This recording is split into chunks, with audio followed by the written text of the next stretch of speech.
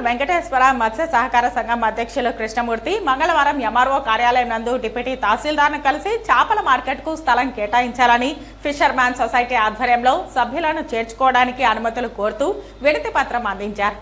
పొంగనూరు శ్రీ వెంకటేశ్వర అధ్యక్షులు కృష్ణమూర్తి మంగళవారం ఎంఆర్ఓ కార్యాలయం నందు డిప్యూటీ తహసీల్దార్ను కలిసి చేపల మార్కెట్కు స్థలం కేటాయించాలని కోరారు. ఫిషర్మ్యాన్ సొసైటీ ఆధ్వర్యంలో సభ్యులను చేర్చుకోవడానికి అనుమతులు కోరుచూ వినతి పత్రం అందించారు.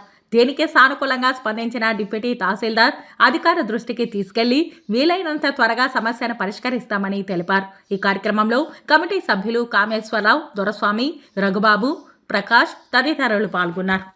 పొంగనూరు మండలము శ్రీ వెంకటేశ్వర మత్స్య పారిశ్రామిక సహకార సంఘం పాలకవర్గం సమావేశము జరిగి అందులో ఉన్నటువంటి అంశాలంతా కలిసి పొంగనూరు తహసీల్దార్ వారికి సమర్పించడం జరిగింది. మా మత్స్యకారులు సాంప్రదాయ వృత్తి కలిగిన చేపలు పట్టే వాళ్లకు పొంగనూరులో నుండి 4 చెరువుల్లో గతంలో మేము ప్రధానమంత్రి మత్స్య యోజన కింద చేప పిల్లలు వదిలాము. ఇప్పుడు కూడా మేము కలకత్తా నుండి చీఫ్ తీసుకుని వచ్చి ఇక్కడ వదిలేది గౌరవనీయులు తహసీల్దార్కి, డిప్యూటీ తహసీల్దార్కి విన్నవించడం జరిగింది. అలాగే పొంగనూరులో ఉన్నటువంటి ఈ పొంగమ్మ చెరువులో చేసినటువంటి డీపింగ్ అంటే బోటింగ్ కానీ అక్కడ క్లీనింగ్ కానీ పరిశుభ్రత కూడా మత్స్యశాఖ వారు మాకు కేటాయించాలని చెప్పి దానికి సంబంధించిన కార్యాచరణ చేసి మాకు న్యాయం చేస్తారని చెప్పి డిప్యూటీ తహసీల్దార్ వారికి చెప్పడం జరిగింది.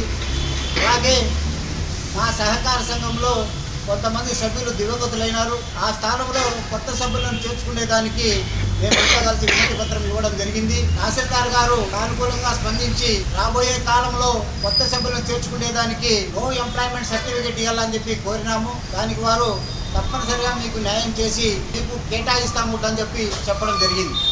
ఇందుకు సంబంధించిన పూర్తి సమాచారం అంతా మీరు మాకు సబ్మిట్ చేయాలని చెప్పి డిప్యూటీ తహసీల్దార్ గారు చెప్పారు. అందులో భాగంగానే మా కమిటీ మెంబర్లంతా ఈరోజు డిప్యూటీ తహసీల్దార్ని కలిసాం.